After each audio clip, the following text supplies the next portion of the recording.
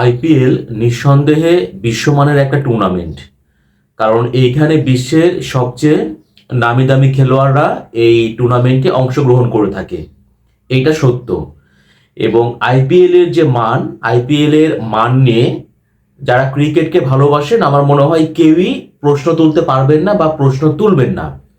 এখন যারা ভারতীয় আছে তাদের অনেকেই বলছেন যে বাংলাদেশের মানুষদের খেলা দেখতে হবে না, তাদের ভিউয়ের নাকি প্রয়োজন নাই।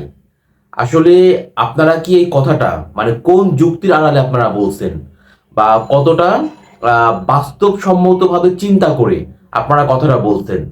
আমার মনে হয় যে এই কথাটা বলার পেছনে আপনাদের সম্পূর্ণ আবেগ কাজ করছে, বিবেক কাজ করে নাই। যদি আপনাদের বিবেক কাজ করতো তাহলে পরে আপনারা বুঝতেন যে আহ, আমার একটা প্রশ্নের উত্তর দেন, সেটা হচ্ছে যে আইপিএল এর প্রাইজ মানি কত। আর একটা হলো যে আইপিএল এ দল গঠন করার জন্য, অর্থাৎ খেলোয়াড়দের কেনার জন্য প্রত্যেকটা ফ্র্যাঞ্চাইজি তারা কত টাকা খরচ করে। আইপিএল কে বলা হয় টাকার ঝনঝনানি।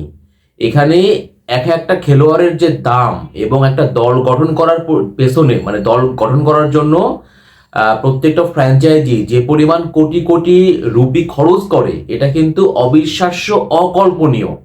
হ্যাঁ, তো তারা যে দলটা গঠন করে ফ্র্যাঞ্চাইজিগুলো, আপনার কি মনে হয় যে শুধুই এই টুর্নামেন্টে অংশগ্রহণ করার জন্য? এরকমটা কিন্তু ভাবার কোনো সুযোগই নাই। প্রত্যেকটা ফ্র্যাঞ্চাইজি কিন্তু এখান থেকে বিজনেস করে থাকে। আবার এই যে আপনাদের ভারতীয় ক্রিকেট বোর্ড, তারা এখন যে ফুলে ফেপে উঠেছে, এটা কিভাবে সম্ভব হয়েছে?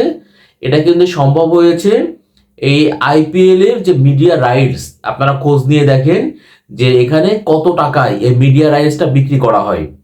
এখন যদি আইপিএল এর গ্রহণযোগ্যতা না থাকতো, যদি কোটি কোটি মানুষ আইপিএল না দেখতো, তাহলে পারে কি এত চড়া দামে আইপিএল এর মিডিয়া রাইটসটা বিক্রি হতো? বিক্রি কিন্তু হতো না। আবার ওই টেলিভিশন রেটিং পয়েন্ট বা টিআরপি যেটাই বলি না কেন, এই যে ব্যাপারটা, এই টিআরপিতে আইপিএল যখন শুরু হয় সে সময় টেলিভিশন রেটিং পয়েন্টে আইপিএল সবার উপরে কেন থাকে? কারণটা হচ্ছে আইপিএল মানুষ দেখে। এখন আপনাদের কি মনে হয় যে শুধুমাত্র ভারতীয় দর্শকরাই আইপিএল দেখে? তা কিন্তু না। আইপিএল দেখার পেছনে ভারতের পরেই বলতে হবে বাংলাদেশের মানুষেরও খুব বড় একটা ভূমিকা আছে। এবং বাংলাদেশের মানুষ কেন এই আইপিএলটা দেখে? কারণটা হচ্ছে বাংলাদেশের মানুষও কিন্তু প্রচন্ড ক্রিকেটকে ভালোবাসে। এবং আমি কিন্তু প্রথমেই বলেছি যে আইপিএল এর যে অবস্থান, আইপিএল এর জনপ্রিয়তা, আইপিএল এর মান, এটা অবশ্যই নাম্বার ওয়ান।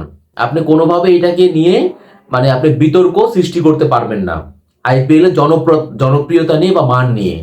কিন্তু একটা জিনিস আমি বলি, আইপিএল এর এতদিন পর্যন্ত যে মৌসুমগুলো হয়েছে, প্রত্যেকটা মৌসুমেই দেখবেন যে বাংলাদেশ থেকে কোনো না কোনো খেলোয়াড় কিন্তু ছিল। হ্যাঁ, মানে বাংলাদেশকে রিপ্রেজেন্ট করেছে, কখনো সাকিব আল হাসান, কখনো সাকিব মুস্তাফিজ, কখনো সাকিব, কখনো মুস্তাফিজ, কখনো সাকিব লিটন মুস্তাফিজ, এইরকম ভাবে প্রত্যেকটা আসরেই কিন্তু কেউ না কেউ খেলেছেন।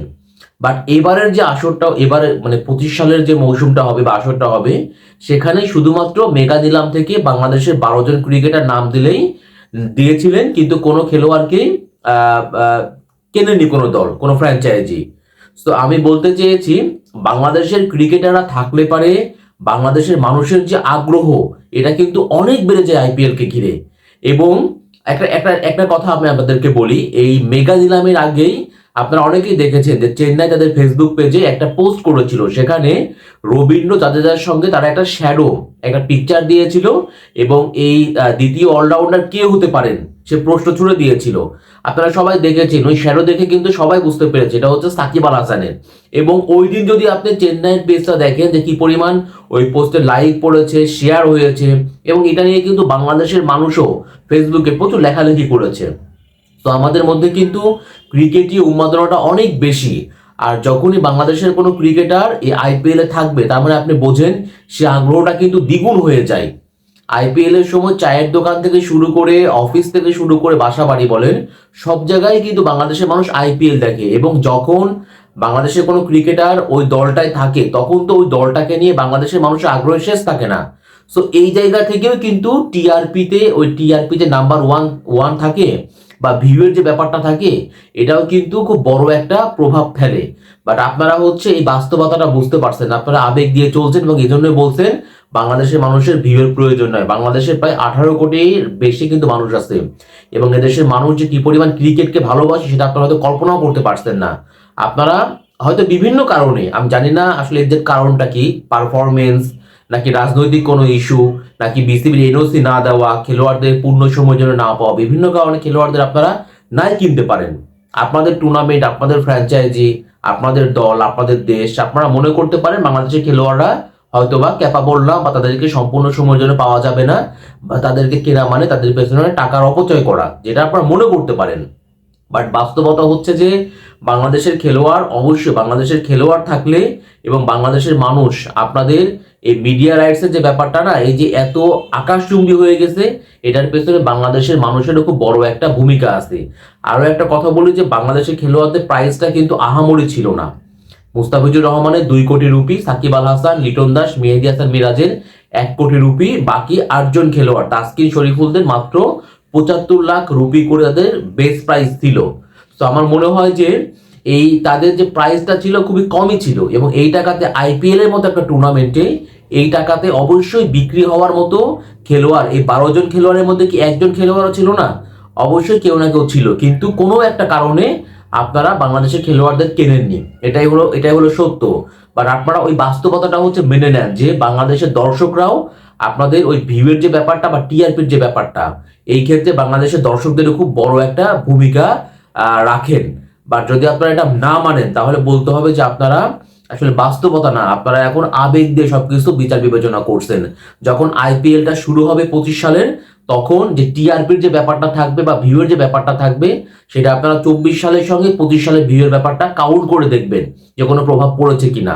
এবং যদি আস্তে আস্তে আইপিএল তার জনপ্রিয়তা, দর্শকদের কাছে জনপ্রিয়তা হারিয়ে ফেলে, তাহলে পরে দেখবেন একটা সময়ে গিয়ে এখন যে চড়া দামে মিডিয়া রাইটসটা বিক্রি হচ্ছে, তখন কিন্তু এই চড়া দামে মিডিয়া রাইটসটা আর বিক্রি হবে না এবং এই আইপিএল থেকে বিসিসিআই যে কোটি কোটি টাকা ইনকাম করছে, তাহলে পরে অটোমেটিক ভাবে কিন্তু সেই ইনকামটাও তাদের কমে যাবে।